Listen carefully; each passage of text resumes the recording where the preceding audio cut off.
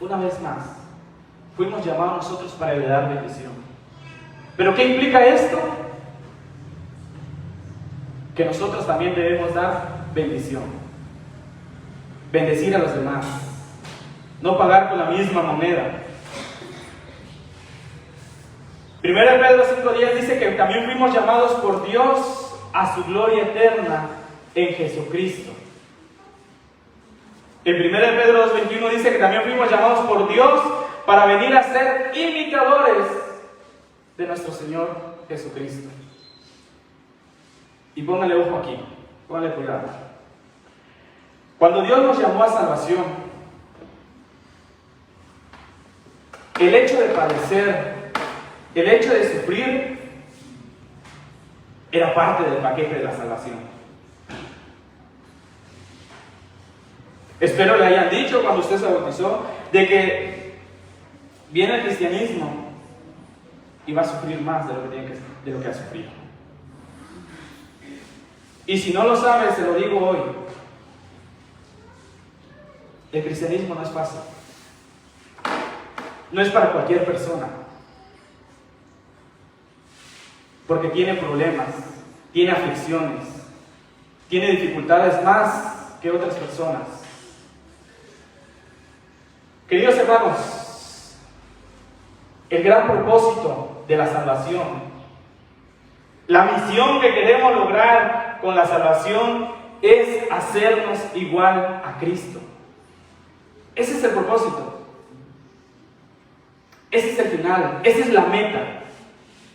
Que usted, que yo seamos iguales a Cristo.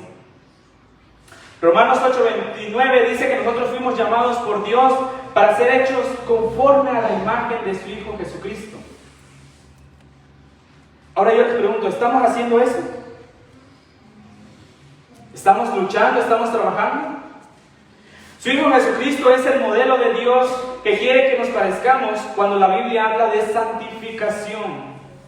Cuando dice, sean santos, purifíquense, límpiense, está refiriendo a que nos parezcamos a Jesús. Que seamos igual a Él. Que trabajemos, que luchemos. Y el Nuevo Testamento se está refiriendo a este proceso a través del cual Dios nos va haciendo cada vez menos nosotros y más Él. Donde nosotros desaparecemos y nos convertimos en Él. Lastimosamente es algo difícil. Y por poner el ejemplo es que Dios nos hizo, nos creó, nos ama para después matarnos. Porque Él no quiere hombres pecadores. Él quiere hombres santos, perfectos. Él nos llamó. Y de eso se trata, ir trabajando. Ir mejorando. Por supuesto que sabemos que ese gran propósito de la salvación se cumplirá en la segunda venida de nuestro Señor Jesucristo. Amén. Amén. Nosotros, esa es nuestra fe. Esa es nuestra esperanza en su segunda venida. Si no esperáramos su segunda venida, ¿qué caso tendría estar aquí? Sería irrelevante. Filipenses 2:21 dice que cuando el Señor Jesucristo vuelva, transformará el cuerpo de la humillación nuestra para que sea semejante al cuerpo suyo de gloria. A ese cuerpo que Él tuvo después de haber sufrido, de haber padecido en aquella cruz. Y ese proceso de santificación, mis hermanos, le digo, empieza ahorita, empieza ahora. Desde este momento, usted debe empezar a trabajar en ese proceso de santificación. 1 Juan 2:6 dice, el que dice que permanece en Él, debe andar como Él anduvo. ¿Y cómo Él anduvo? Debemos imitar a Cristo y eso incluye, queridos hermanos, seguir su ejemplo. Cuando nosotros tengamos hostilidades, sufrimiento por este mundo, debemos actuar como Él actuó. Debemos estar como ellos. Aunque yo tenga roces con mi hermano, aunque yo tenga problemas con él, tengo que saber afrontar eso. Y una pequeña frase es que dice: vivir con los santos en el cielo, eso será una gloria. Vivir con ellos aquí en el mundo, eso es otra historia. Es difícil, hermanos, es complicado. Porque tenemos diferentes actitudes, diferentes formas de ser. Debemos de mejorar, debemos cambiar.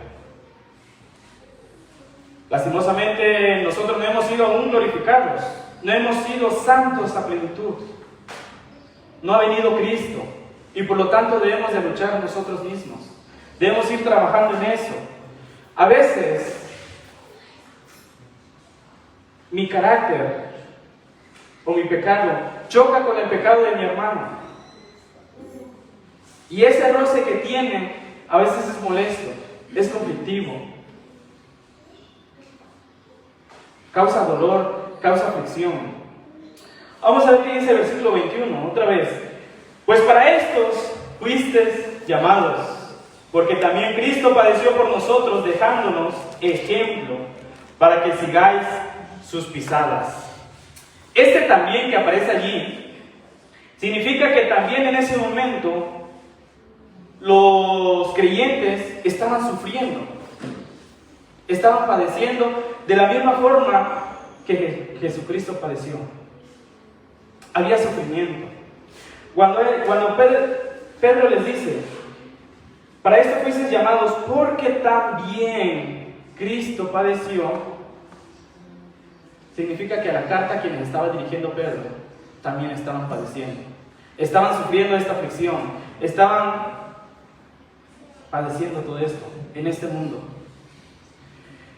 Así que como ustedes parecen injustamente, le dice Pedro, padecen, sufren injustamente, eso no es nada. También Jesús padeció, también Cristo sufrió. No hay ningún problema en eso. Ustedes sufren, bueno, Cristo también padeció. Después, ¿qué dice? Cristo padeció por nosotros, dejándonos ejemplo. Niños, quiero que pongan atención. Cuando ustedes aprendieron a escribir, estoy seguro que sus maestros les dio un libro de caligrafía, en el cual aparecía la A con unos puntitos y tenían que unir la A, tenían que unir la E, tenían que seguir ese trazo. Y cuando Pedro se refiere a esto, de tenemos que seguir el ejemplo de Jesucristo, él está haciendo alusión a esos niños de su época, que actualmente no han cambiado, porque así aprenden los niños a escribir, con un libro de caligrafía, a seguir el trazo. Y este ejemplo al que se refiere Pablo es el mismo ejemplo que quiere que hagamos con Jesucristo.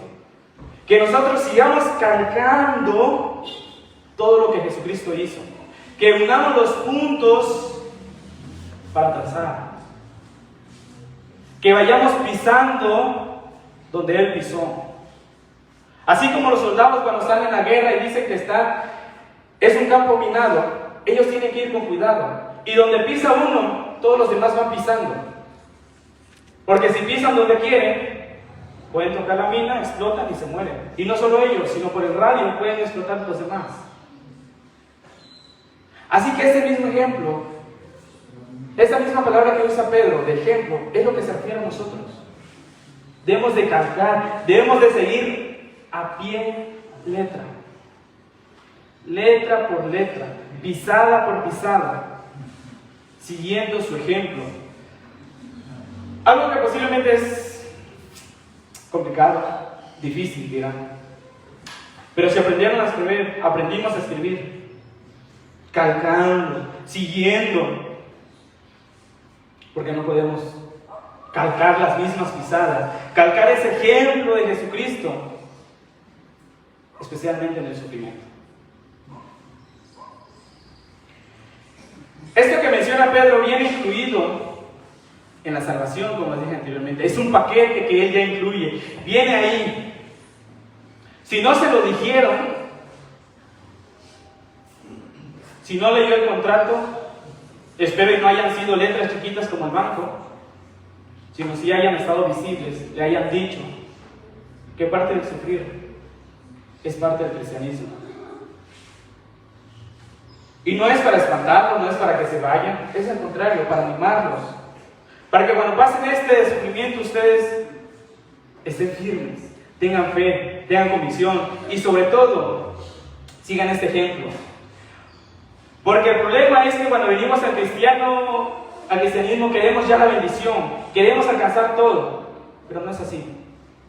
Primero, debemos cargar la cruz, debemos sufrir.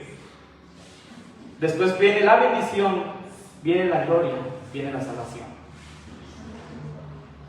Pero por hoy debemos cargar esa cruz pesada, aguantar esos latigazos. Primera de Pedro 1:6 dice: en el cual vosotros os alegráis, aunque ahora por un poco de tiempo, si es necesario, tengáis que ser afligidos en diversas pruebas. Anteriormente a este versículo, Pedro les dice: bueno, miren, ustedes van a tener esta bendición, pero no va a ser la bendición completa. Ahorita no, deben de esperarse. Y en ese esperar, posiblemente van a tener que sufrir. Posiblemente van a sufrir pacientemente esperando.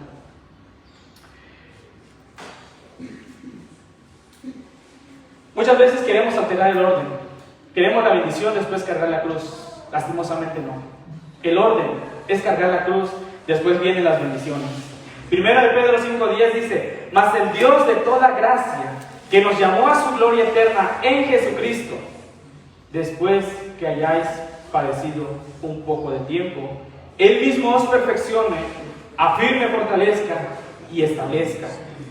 Dios nos llamó a su gloria eterna en Jesucristo. Qué bonito, qué excelente regalo, qué grandes noticias. Pero ¿qué dice a continuación? No viene todavía. Viene después que hayáis padecido un poco de dolor. No viene ahorita. Tenemos que aguantar, tenemos que sufrir. Pero ¿a qué viene todo esto? ¿Cuál es el propósito de todo esto? El ejemplo de Cristo en los creyentes es que debemos de imitar lo que Él hizo en medio de su sufrimiento. ¿Y qué hizo Él? Aquí viene la pregunta. ¿Cuál fue ese ejemplo que Dios nos dejó? Versículo 22 dice: el cual no hizo pecado, ni se halló engaño en su boca. Definitivamente no hay sufrimiento sin dolor. Todo aquel que se lastima tiene dolor, tiene que sufrir. Que funcione de otra forma el sufrimiento es difícil, no va a pasar. Vamos a sufrir y va a doler y va a doler y va a doler. Pero duele aún más cuando son cosas injustas. Cuando yo me porto bien y viene este problema. Cuando yo no hago nada y me vienen dificultades. Cuando estoy bien en mi casa y viene esta circunstancia. El apóstol Pablo en este pasaje que acabamos de leer en el versículo 22 está de alguna forma citando aquella profecía que había en Isaías 53, donde se dice que el Señor Jesucristo, 700 años antes de que Él naciera, dice que Jesucristo nunca hizo maldad ni hubo engaño en su boca. No dijo ni siquiera pío en esas cosas. Él no hizo nada.